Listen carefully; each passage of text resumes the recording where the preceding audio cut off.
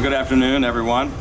Thank you for joining us here today to focus on the urgent need for common sense solutions to keep our communities safe.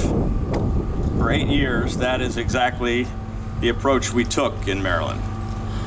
When the calls for defunding the police broke out across the country, I was the first statewide elected leader in America to strongly speak out and push back against it.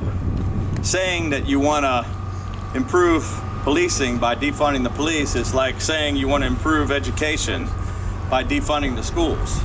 It's absurd and ridiculous.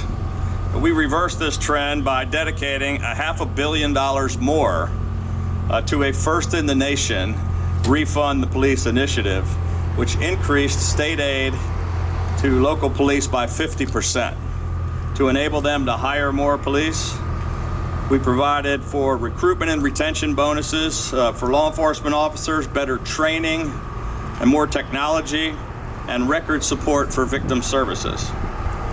We need to stop demonizing and sabotaging the dedicated men and women who put their lives on the line every single day to protect the rest of us. When I was governor, we passed into law a requirement for schools to have a school resource officer or plans for adequate law enforcement support in every single school in our state in an effort to keep our children safe. We took every action we possibly could to take violent criminals off our streets. Every year we push for tougher sentences for repeat violent offenders and people who commit felonies with a gun, despite opposition from the legislature. We push for judicial transparency to let the public know the sentences that are being handed down for violent crimes. In 2001, I vetoed the Juvenile Restoration Act, which was an insane bill that would stop accountability for juvenile offenders who commit heinous crimes like murder and rape. We rejected reckless efforts to turn Maryland into a sanctuary state, and we worked to address the long-term root causes of crime and to provide more and better substance abuse and mental health resources and help those who have repaid their debts successfully re-enter society. When then Baltimore State's Attorney Marilyn Mosby was failing to prosecute crimes, we worked with the U.S. Attorney for Maryland to deploy strategic federal assets to get the job done. We provided millions of dollars in state funding to support additional staff, including additional Special Assistant United States Attorneys, federal prosecutors for the city of Baltimore, who pursued the Al Capone model of pursuing federal firearms, fraud, and other criminal charges against individuals known to be repeat violent offenders.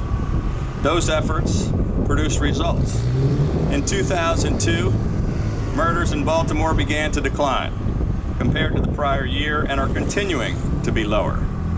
Despite that progress, there is still far more work to be done. Sadly, we have seen a tragic rise in crime here in Prince George's County. There is a public safety crisis unfolding in this county as a result of years of deprioritizing and underfunding. And according to recent polls, the rising crime rate is the #1 concern for residents here. And now that the county executive is running for Senate, she is telling voters that violent crime in Prince George's County is down. That is false. The facts tell a completely different story. Since 2018, violent crime has surged. Homicides have nearly doubled. Carjackings have increased more than 500%. My opponent and I have taken completely different approaches to public safety.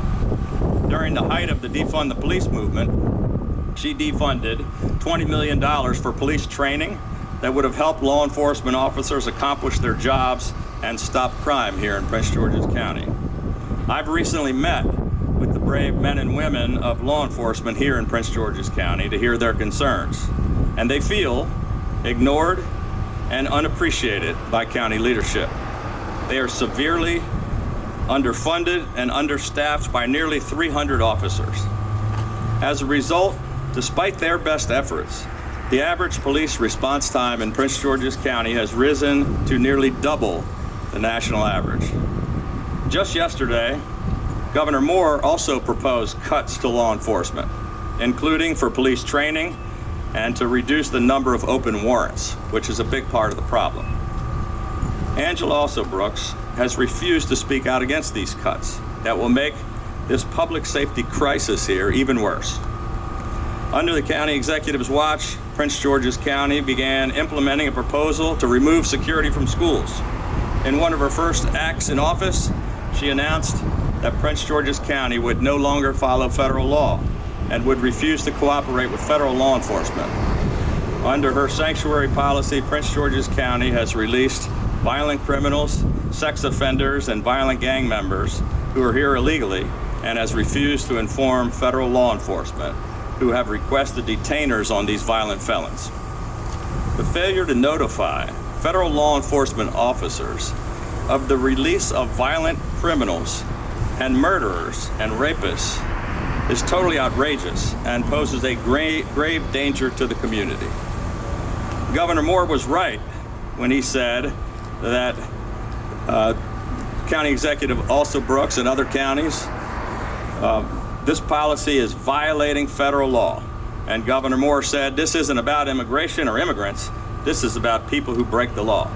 On this, I'm in agreement with him.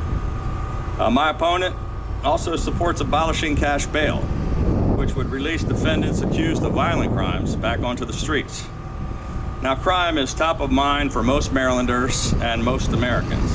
However, like most of the pressing issues of the day, politicians only offer platitudes and spout political talking points. That must change. We can address the tide of rising crime, but we can no longer continue to allow partisan politicians to put politics before public safety. Now more than ever, we need leaders who are willing to stand up to the political party bosses and the loudest and angriest and most extreme voices to keep our communities safe. There are bipartisan common sense solutions which the federal government can adopt that have the potential to make a real difference. In the Senate, I will take the exact same approach that I did for 8 years as governor.